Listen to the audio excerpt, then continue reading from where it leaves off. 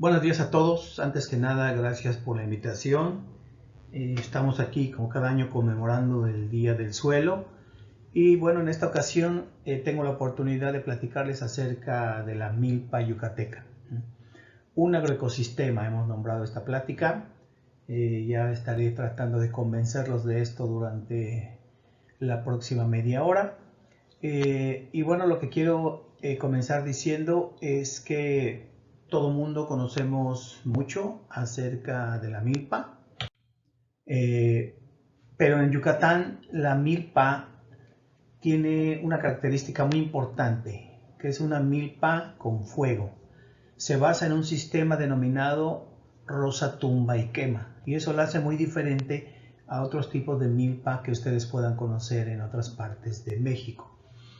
El fuego tiene una vital importancia en este sistema porque es a través de las cenizas que se generan de la quema donde se producen nutrientes esenciales para que después se pueda cultivar la milpa. En este caso se considera como milpa el cultivo de al menos 3 especies que son el maíz, el frijol y la calabaza, pero que bueno, se ha demostrado que es mucho más agrobiodiverso que esto, ¿no?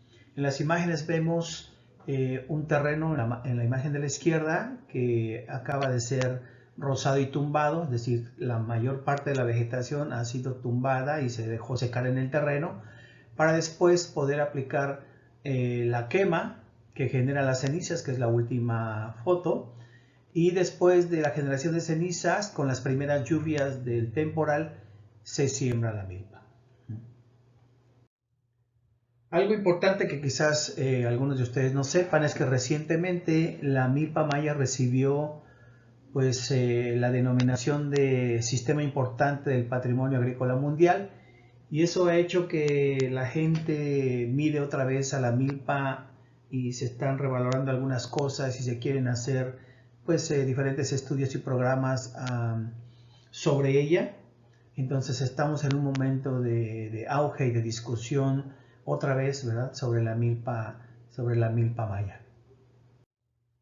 Bueno, pero ¿qué es la milpa? Ustedes habrán escuchado quizás alguna de estas aseveraciones, las cuales son todas muy válidas, ¿no? La milpa es una práctica agrícola ancestral fuertemente arraigado a la cultura maya. Es también un cultivo de maíz, frijol, calabaza, como lo acabamos de ver. Es una práctica agrícola sostenible, aún con todo y que conlleva ese sistema de rosa, tumba y quema, y que la quema tiene muchos detractores en la actualidad. Es un sistema biodiverso, agrobiodiverso, y bueno, detrás de este sistema hay todo un conjunto de conocimientos y una cosmovisión que han sido transmitidos generación tras generación y que perdura hasta nuestros días. Se está perdiendo, pero aún tenemos ese conocimiento entre nosotros. También es un sistema agrícola resiliente porque imita el ecosistema, yo diría es parte del ecosistema, ¿no? Y bueno, también es un sistema de producción que ha servido para autoconsumo, aunque en la actualidad hay personas que quieren también darle otro toque de que también produzca algunos ingresos además de ser de autoconsumo, ¿no? Ahora la última aseveración pues es más bien una pregunta. ¿Es la milpa un super agroecosistema? Trataré de convencerlos de ello en la siguiente lámina. ¿Por qué decimos que es un super agroecosistema? Primero que nada, porque en su sentido más amplio, una milpa no es el cultivo de maíz, frijol y calabaza per se, sino que es el aprovechamiento integral de los recursos de la selva por las familias mayas. Entonces, como tal, la familia es la que hace uso de los recursos y para ello echa mano de muchas prácticas agrícolas, prácticas de manejo de la selva, prácticas de extracción de recursos de la selva. Por lo tanto, todo eso que está alrededor de este cultivo de maíz, frijol y calabaza es parte del sistema, en donde en el centro de este sistema pues está la familia que maneja básicamente la selva, ¿no? Entonces la milpa pues es un ciclo, ¿no? Empieza en la selva madura y termina al final con otra nueva selva madura, ¿no? Ahora lo vamos a explicar con una lámina que tengo a continuación. Es un sistema sostenible porque permite la regeneración del ecosistema. Se maximiza aquí el uso del terreno y todos los recursos naturales de una manera eficiente. Se aprovechan los recursos a lo largo de todas estas etapas del ciclo que estoy hablando. Esto es, durante todas las etapas sucesionales de la selva. El Solar Maya, que es un lugar donde también hay agricultura y mucha agrobiodiversidad, la cacería, que es una práctica muy común, y otras actividades que se realizan al mismo tiempo y que son parte del modus vivendi de las familias mayas, pues están integrados a este mismo sistema.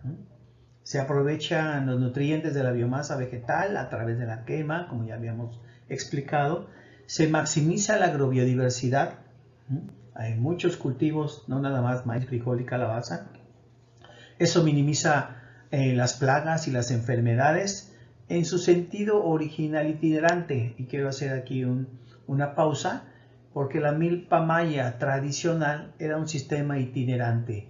Los mayas ocupaban un sitio para hacer la rosatoma y quema, el cultivo de maíz, frijol y calabaza por unos 3-4 años y se movían a otro sitio buscando otra selva madura para volver a repetir el ciclo. Y mientras tanto, la otra parcela se abandonaba y eso significaba que comenzaba su restauración. Entonces, por eso decimos que minimiza plagas y enfermedades. Cuando se vuelve sedentaria, empieza a haber más problemas. Bueno, este sistema también aprovecha las cualidades de los cultivos para un mejor desarrollo y para proteger el suelo. Es bien conocido que esta tríada de maíz, frijol y calabaza, cada una de las especies tiene una función. El maíz es el cultivo principal, el frijol aprovecha al maíz para enredarse y crecer sobre él, y la calabaza tiene la función de un cultivo de cobertura que impide el crecimiento de las malezas al mismo tiempo que ayuda a retener la humedad. También se aprovechan todos los estratos, el estrato herbáceo, el estrato arbustivo y el estrato arbóreo.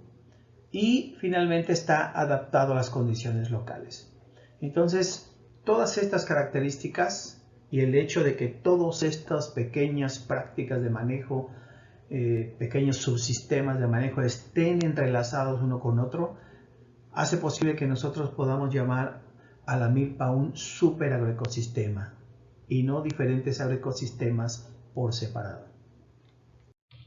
Vean, aquí tenemos en esta lámina un ejemplo de lo que es este ciclo.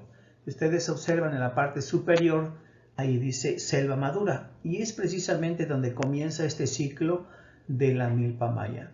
Los mayas localizan una selva lo más antigua posible, lo más madura. ¿Por qué? Porque entre más biomasa exista en esa vegetación, pues la quema va a liberar más nutrientes para las plantas. Cuando ellos rozan, tumban y queman y limpian el terreno, pues durante esa roza y tumba, ellos van extrayendo las especies que son útiles para ellos, como maderables, ¿no? O algunas otras, y van dejando en el terreno aquellas que saben que soportan bien la quema y que van a regenerarse aún después de la quema. Durante este tiempo van manejando la selva, van manejando los corredores que hay entre milpas, que se les llama en maya tolché, ¿no? Y también dentro de la milpa dejan espacios que son específicos para sembrar ciertas especies que le llaman pachpacal, que es un policultivo de muchas especies criollas, como camotes, sandías y otras cosas que ya vamos a ver, y que están solamente en una parte muy específica de la milpa que el productor sabe dónde está, ¿no? Y bueno, mientras tanto, en los lugares donde vive la gente se desarrolla el huerto familiar. En el huerto familiar también se cultivan muchas cosas que se requiere tener a la mano, ¿no? Medicinales, de alimento, se crían animales, etc. Ahí hay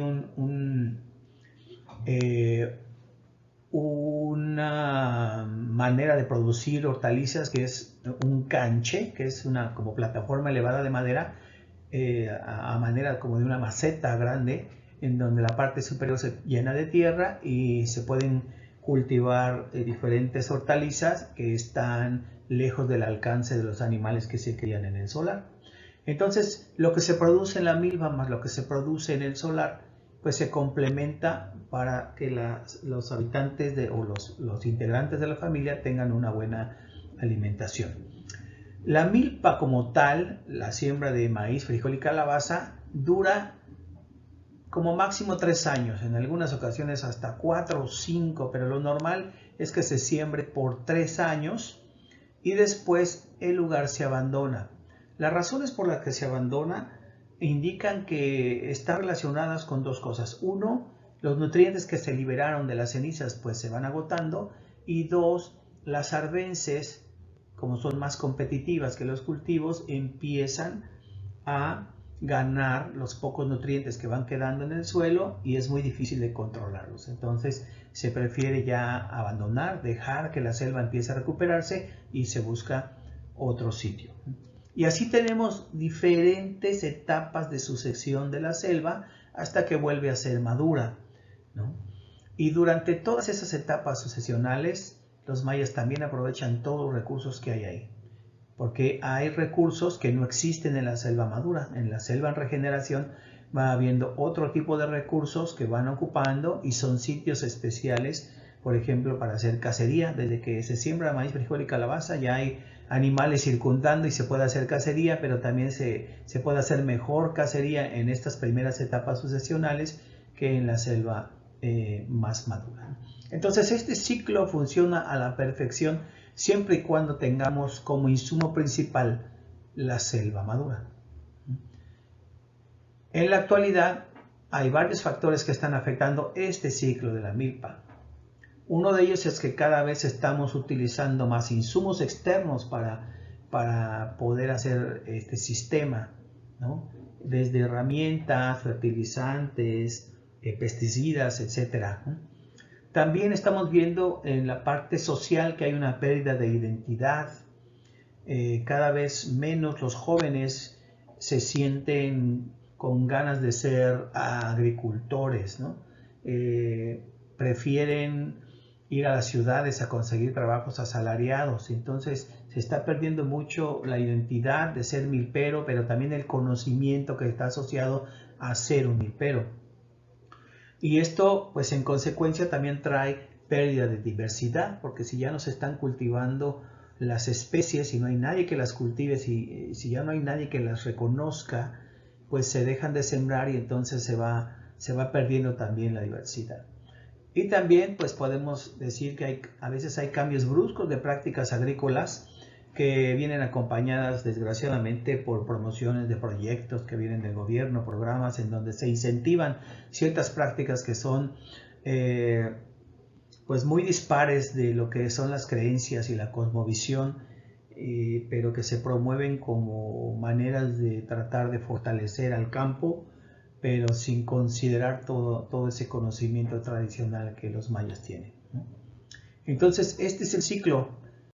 Para verlo un poquito más profundo todavía, en esta segunda lámina vemos el mismo ciclo, pero aquí ya empezamos a ver otras cosas más. Por ejemplo, todos los cultivos que se pueden ir obteniendo, todas las especies que se pueden ir aprovechando alrededor de este ciclo que digamos que puede durar más de 30 años, ¿no? En la actualidad, por presiones del uso de la tierra, de la urbanización, es difícil ya encontrar lugares donde se haga la milpa y se deje descansar o en barbecho los suelos por más de 15 años. Entonces, pues obviamente, como ustedes podrán comprender, cuando se hace la quema, pues se liberan menos nutrientes del usual y eso pues va directamente al rendimiento, que si de por sí es bajo este sistema porque por los tipos de suelos que tenemos, ¿no? Que ya hablaremos de los suelos más adelante. Si no tenemos suficiente biomasa para quemar, pues hay menos nutrientes y los rendimientos bajan aún más, ¿no? Un promedio del rendimiento de un sistema de roza, tumba y quema en Yucatán, en agricultura de temporal, obviamente, nos da por ahí de 900 kilos a 1 tonelada de maíz por hectárea, cuando la media nacional, ¿no?, considerando otros tipos de agricultura convencional y demás, anda por ahí de las 4 toneladas por hectárea. Entonces vean todos los productos que se pueden ir obteniendo en cada etapa de la milpa, y todos estos son satisfactores para las familias. Lo más importante de todo esto es que al final del ciclo volvemos a tener una selva restaurada. Entonces no es un sistema que degrade la selva. Obviamente sí la afecta en un instante, ¿no?, pero el mismo sistema contempla la regeneración de la selva, y eso son pocos los sistemas agrícolas que podemos decir que contemplan esto, ¿no? Otra parte importante es la etapa de la cosmovisión, las creencias, las ceremonias y los rituales que van acompañados de toda esta práctica agrícola, ¿no? Sería muy difícil entender la milpa maya si no nos adentramos en toda esta cosmovisión, en cómo ellos conocen las fases de la luna y las utilizan para saber sembrar, cómo ellos conocen cómo se van a comportar las lluvias, ¿no?, a través de ciertos cálculos y predicciones que hacen año con año, las famosas cabañuelas para los que son de la zona, que hay gente que se dedica ya a, bueno, que siempre se ha dedicado a estudiar cómo van a venir las lluvias el siguiente año, ¿no? Ese es un conocimiento ancestral que se ha estado perdiendo, y hay gente que se está dedicando ahora a recuperarlo. Y bueno, en Yucatán tenemos una regionalización del estado en donde se menciona que existe pues una zona ganadera, una zona ex-enequenera, ¿no? Hace muchos años el enequén era el principal cultivo y fue uno de los causantes de la deforestación en todo el estado, y todavía nos seguimos recuperando de esa deforestación, y se visualiza una zona ex-enequenera que está aquí en color azul, y una zona milpera que está en color verde, donde de manera primordial se está realizando la milpa, y bueno, con excepción de los suelos que están en la zona costera y los suelos inundables, pues básicamente en el resto del estado se puede encontrar la milpa maya, ¿no?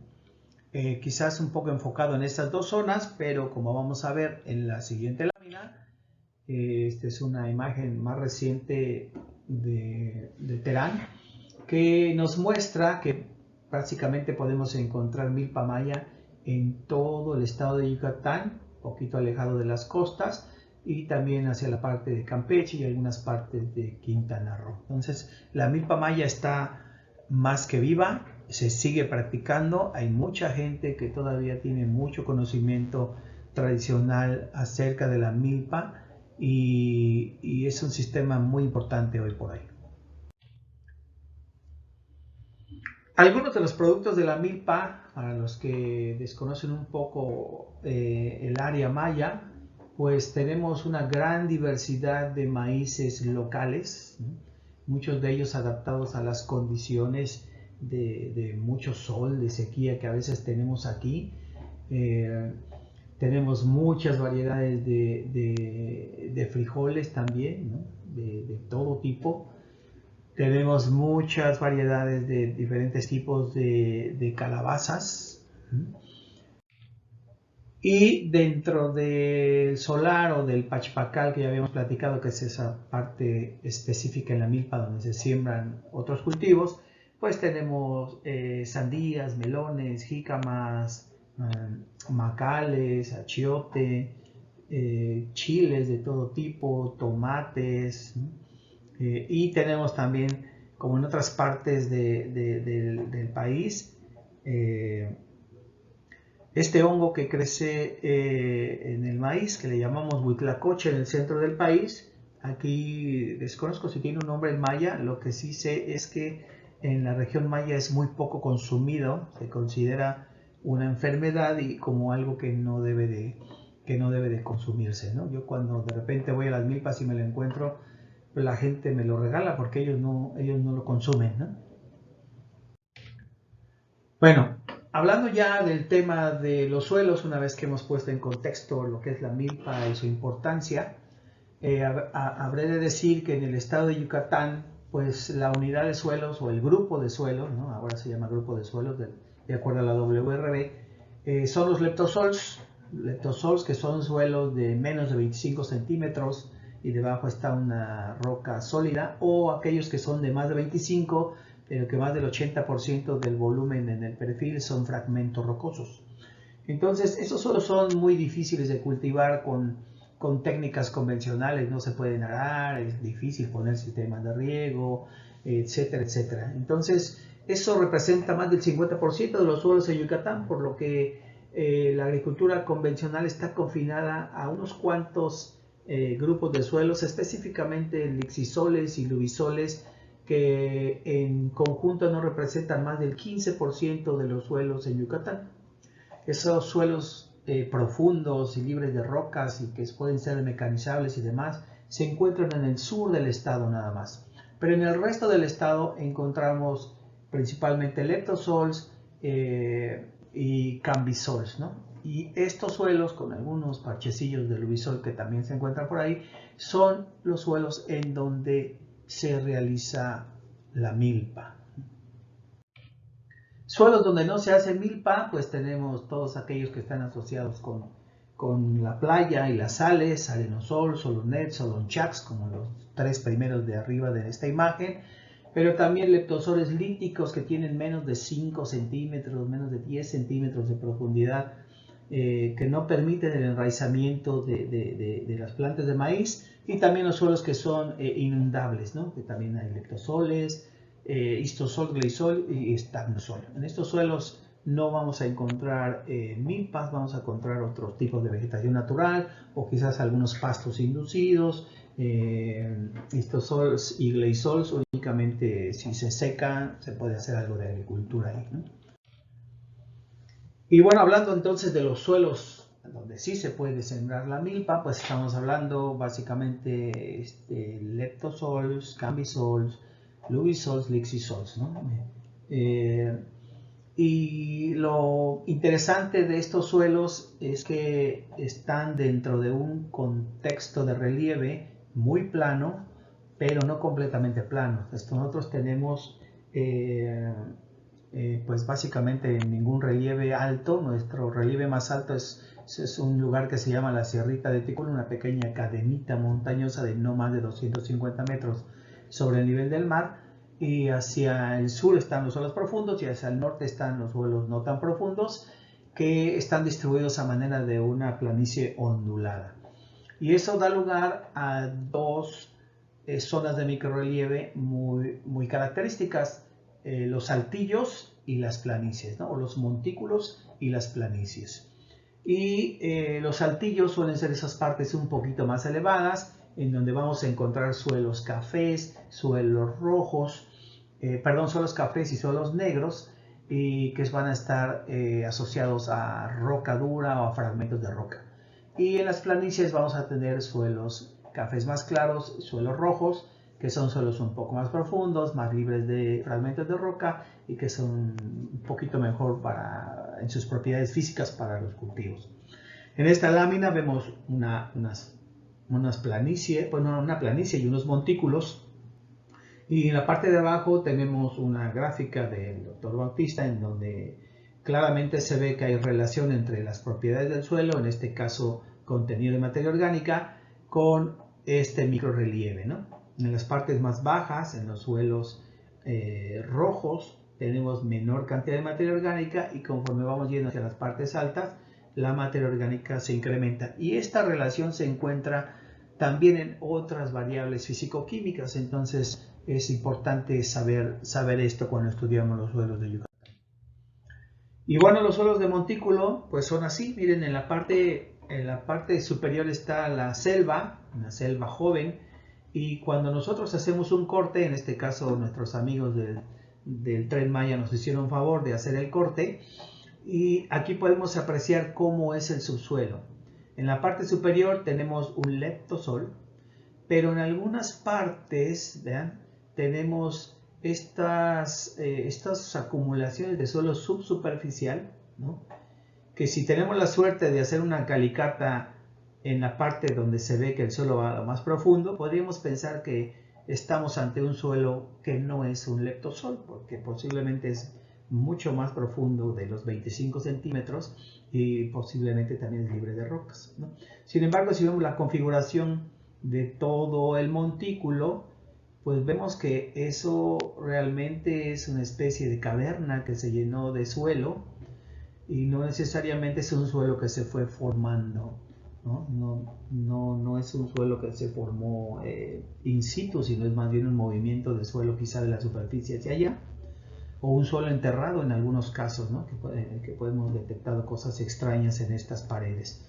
Entonces, esto es importante porque nos explica por qué un suelo tan somero es capaz de sostener una selva, ¿no? Y esta es una selva joven, pero estos árboles pueden llegar a quedar muy altos y con un DAP muy grande con el tiempo.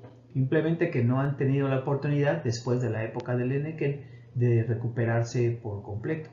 Pero aquí, tranquilamente, un árbol que pueda llegar a estas acumulaciones de suelo tiene garantizados más recursos y más humedad que las plantas que solamente están encima de una capa de suelo muy somera y tienen la roca dura justo debajo, ¿no? Entonces, cuando sembramos aquí, pues así es como se ve una milpa en un montículo, ¿no? Aquí están las plantas de maíz, por aquí hay algunas leguminosas y tenemos muchos fragmentos de roca. Esto, la única manera de sembrarlo es manualmente. No hay ninguna maquinaria que nos ayude a sembrar en estos terrenos. Y en los suelos de montículo tenemos diferentes tipos de suelo. Aquí arriba, en un trabajo que hicimos hace algunos años, mostramos cuál es el conocimiento maya de los suelos. Y bueno, en los montículos los mayas reconocen estos tipos de suelo: el chichluum, que es un suelo con muchas pequeñas gravitas en su superficie; el pusluum, un suelo muy fino que está justo encima de una roca dura; el sequel, que es suelo entre diferentes afloramientos rocosos; el chochol, que es un suelo donde hay una especie como de amontonamientos de roca, pero es natural, nadie las puso ahí; y el chaltú, pues que son prácticamente afloramientos de roca en donde los únicos sitios donde encontramos suelo son en oquedades superficiales donde se va acumulando el suelo y materia orgánica que viene de otros lados. Y cuando vamos a esos lugares y hacemos calicatas y describimos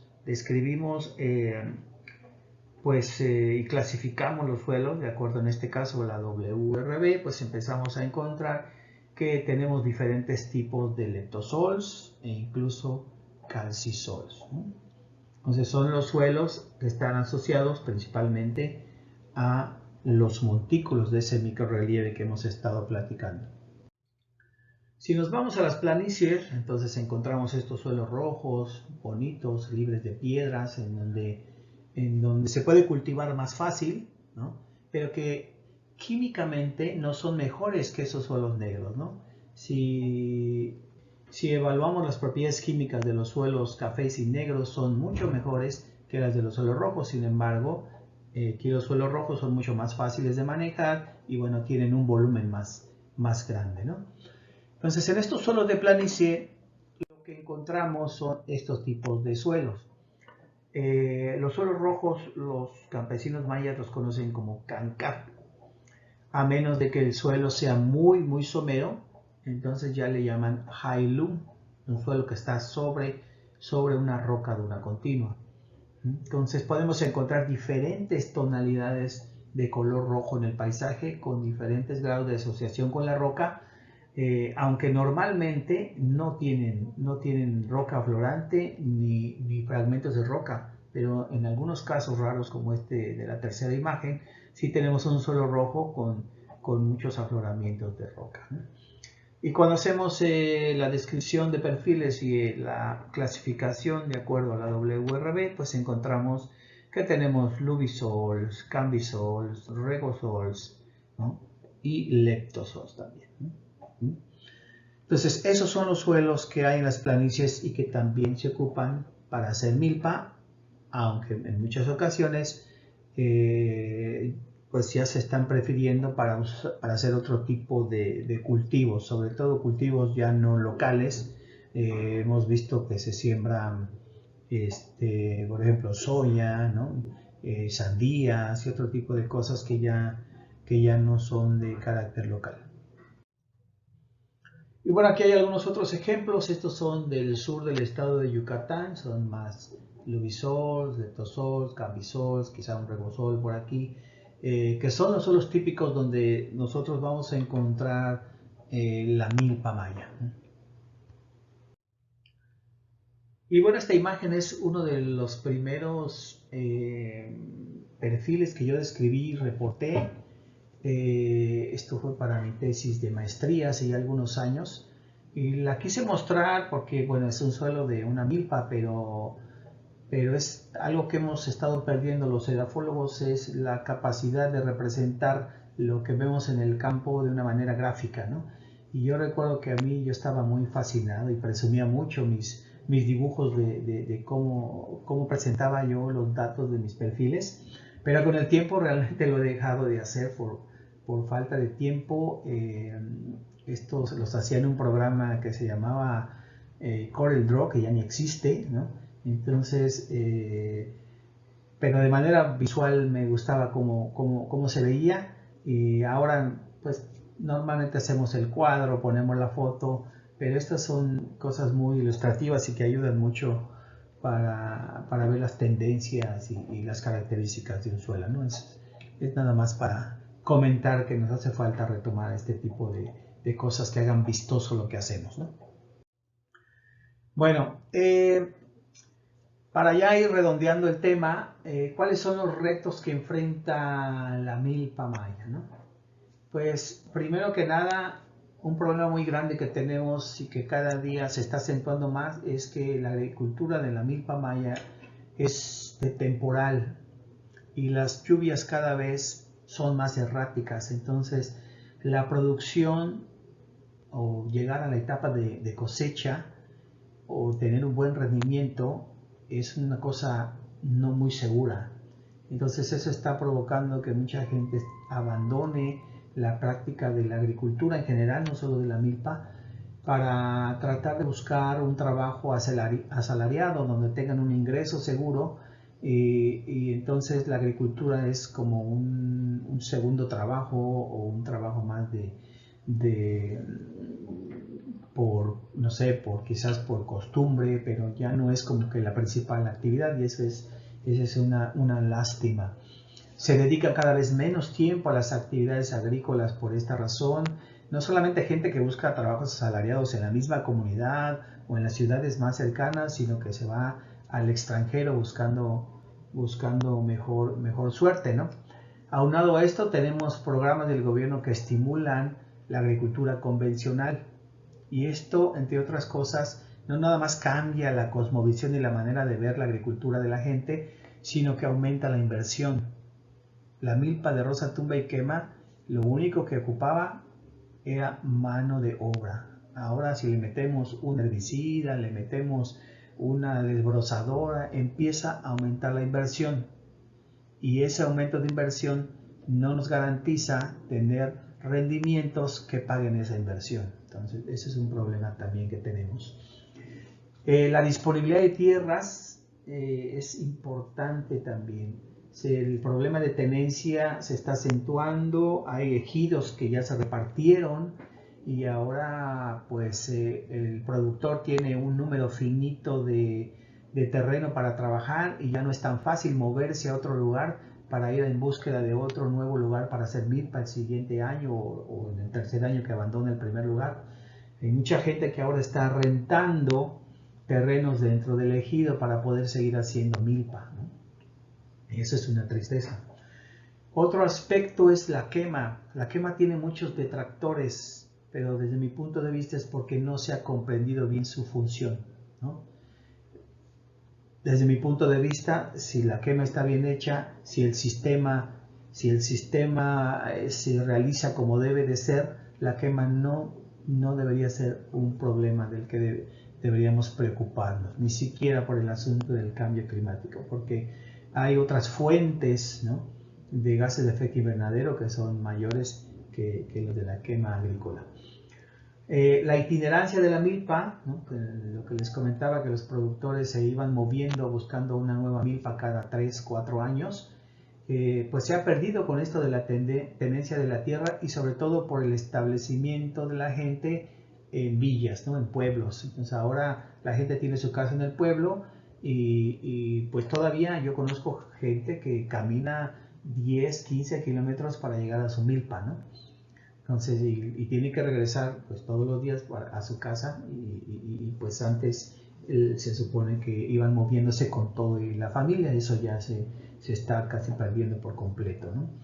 Un problema más es que no tenemos la vegetación madura. Al principio de la presentación, cuando decía que la milpa era un ciclo, les decía que empezaba en una vegetación madura y terminaba en una vegetación madura nueva. El problema es que ahora no tenemos vegetación madura, tenemos pura selva en regeneración y mucha gente que está haciendo milpa está disminuyendo los periodos de barbecho de más o menos 25 a 30, que era lo que se hacía antes, a 10 o 15 años. Y eso, como ya habíamos visto, reduce los nutrientes que se desprenden de la quema y pues por lo tanto disminuye aún más la productividad. También tenemos que los pagos por los productos que provienen de la milpa, y no solo de la milpa, sino también del solar, son muy bajos. Incluso los pagos por recursos que vienen de la selva. Recuerdo que un día llegué a ver a un productor y él estaba cortando varas del monte. Estaba en el monte cortando varetas y le pregunté que para qué eran esas varetas. Entonces él decía que esas varetas se las compraba una empresa que se dedicaba a la producción de chile y que los necesitaba como tutores.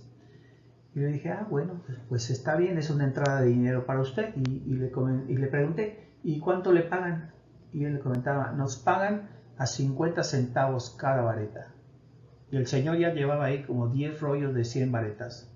Entonces, para poder tener un ingreso pues que más o menos le conviniera, él tenía que estar cortando un montón de ramas de la selva, ¿no? Entonces, y se lo pagaban muy barato. Entonces, y así para cada producto que ustedes puedan pensar que se produce en el solar o en la milpa, se paga muy barato. Hemos visto a productores que se les compra una mazorca de maíz tierno en 40, 50 centavos y cuando en la ciudad compramos un elote de esos que nos venden con crema, lo que sea, nos lo venden a 40 o 50 pesos. Entonces, los que menos están ganando son los que están produciendo el maíz, ¿no? También pues tenemos que hay un escaso valor agregado a estos productos que provienen de la milpa y del solar. Normalmente se venden directamente, ¿no?, como productos perecederos, no tienen mucho valor agregado, no se les ha incentivado que le den valor agregado para poderlos vender a un mejor precio y que obtengan mejores ingresos. Y tampoco hay un reconocimiento de que esos productos son de mejor calidad. Cuando uno va al supermercado, de repente hay una pequeña sección donde dice productos locales. Y esos productos locales en el supermercado suelen venderse un poco más caro que los productos no locales. Pero si uno va a un pueblo o uno va al mercado municipal, uno espera que esos productos que vienen de los pueblos sean más baratos que lo que uno compra en el supermercado, ¿no? Y eso es porque no hay un reconocimiento de que estos productos son de mejor calidad. En muchas ocasiones no contienen ningún tipo de agroquímicos, son más agroecológicos, incluso a veces hasta orgánicos, pero como no tienen ese reconocimiento, la gente los quiere comprar más baratos. Esos son, entre otros, los retos que enfrenta actualmente la milpa. Y las oportunidades, bueno, pues las oportunidades dependen de qué tanto podamos nosotros recuperar la selva, porque ese es el principal insumo para la milpa. Si la milpa de Rosa Tumba y Quema estuviera bien hecha, nosotros tendríamos selvas maduras ahora. Pero ya les decía, el problema de que no tenemos selvas maduras no viene de la milpa, viene del enequén, que se deforestó casi todo el estado para producir el enequén. Necesitamos apoyar un poco a estos sistemas que son de temporal con algunos sistemas de riego de auxilio. Es muy difícil poderle proveer a cada uno de los productores del campo un sistema de riego convencional, pero sí podemos ayudarles con sistemas de riego de auxilio cuando de repente ya se está enfrentando un problema de sequía. Y también podemos apoyarles rescatando el conocimiento que ellos tienen de cultivos de cobertura. Yo les hablaba de la calabaza, que una de sus funciones era cubrir el suelo, permitiendo conservar la humedad y al mismo tiempo previniendo el crecimiento de las arbences o de las malezas. El problema es que ahora con el uso de los herbicidas para el control de malezas, ya no se siembra la calabaza porque la calabaza es muy susceptible a esos químicos. Entonces se dejó de usar la calabaza y ahora el problema son las malezas. Y cuando quitamos la calabaza, quitamos una función muy importante que es la de prevenir la evapotranspiración. Bueno, al menos la evaporación del suelo, ¿no? Desde mi punto de vista, yo creo que deberíamos de darle ese reconocimiento a todos los sistemas tradicionales, incluidos la milpa maya, y debería de haber, en lugar de ciertos apoyos que van destinados a la agricultura convencional o al cambio a la agricultura convencional, algunos apoyos como pólizas de seguro para productores que realicen la milpa tradicional, para que en caso de alguna catástrofe ambiental, que venga el huracán o etcétera, la sequía además, los productores tuvieran asegurado el ingreso que acostumbraban tener con esos cultivos. Y eso podría de alguna manera evitar que quisieran irse a buscar un trabajo asalariado porque tendrían un ingreso seguro cada año. Se requiere también que haya programas que estimulen la agricultura tradicional o la agricultura agroecológica, no nada más la convencional. Se requiere preservar tierras exclusivas para la milpa. Si bien el sistema funciona muy bien, si tenemos el cuidado de hacer la quema bien, si tenemos la selva alta, etc., sí necesitamos, por razones de seguridad, que no se encuentre tan cerca de los centros de población, de las carreteras, etcétera, ¿no? Para evitar algún accidente. Pero necesitamos preservar esas áreas de milpa, etiquetarlas como tales para que se pueda realizar la actividad. Es necesario comprender mejor la quema. Hay estudios acerca de los efectos de la quema. Ninguno de los estudios que yo conozco dicen que la quema es mala para la agricultura de rosa tumba y quema aquí en Yucatán. Seguimos haciendo estudios de ello. No encontramos nada malo, ¿no?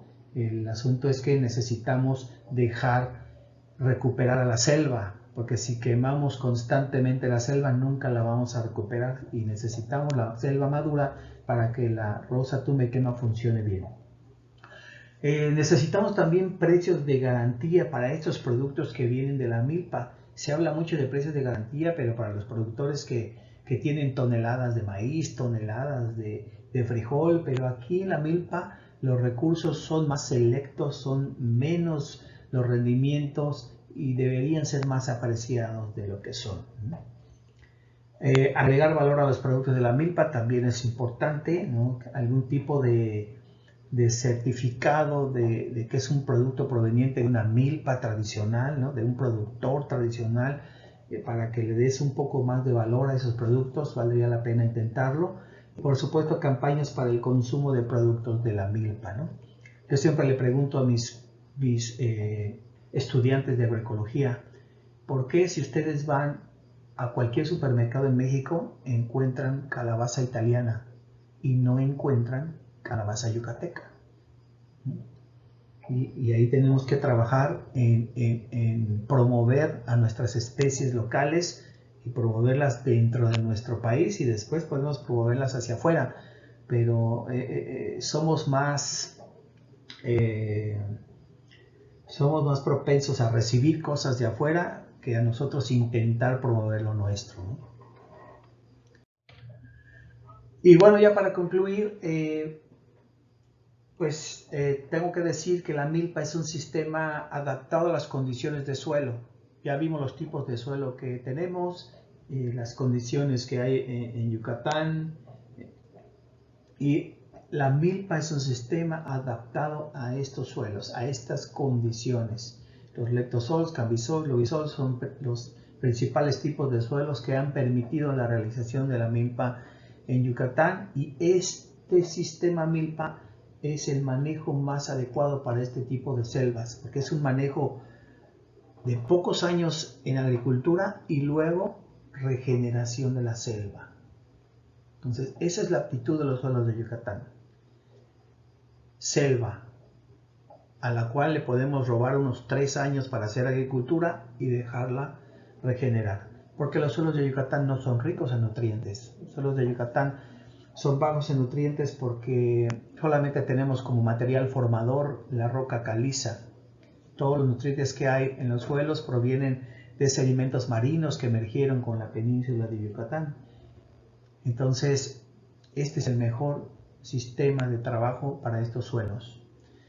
Ahora, la continuidad de este sistema de roza, tumba y quema depende de la restauración de la selva, lo que va a permitir la conservación de las prácticas agrícolas tradicionales. Sin una selva madura no podemos hacer la roza, tumba y quema de la manera adecuada. Se requiere una selva madura para iniciar bien el proceso, y después necesitamos garantizar ese periodo de barbecho que nos recupere la selva a su estado original. Hoy por hoy hay ciertas actividades como la ganadería, incluso la apicultura, que ya están impidiendo que se pueda realizar la roza, tumba y quema. Si hay ganadería ya no es tan fácil quemar, porque se puede prestar algún accidente ahí. Si hay apicultura, también ya no es tan fácil quemar, y hay mucha apicultura aquí en Yucatán. Hay programas de reforestación que incluso vienen desde el gobierno, pero estos programas deben de alinearse con el objetivo principal de recuperar la selva, para que entonces permita estos espacios para hacer la agricultura de roza, tumba y quema. Y bueno, yo con esto agradezco la invitación, muchas gracias por la oportunidad y estoy a la orden para cualquier pregunta que pudieran tener. Muchas gracias.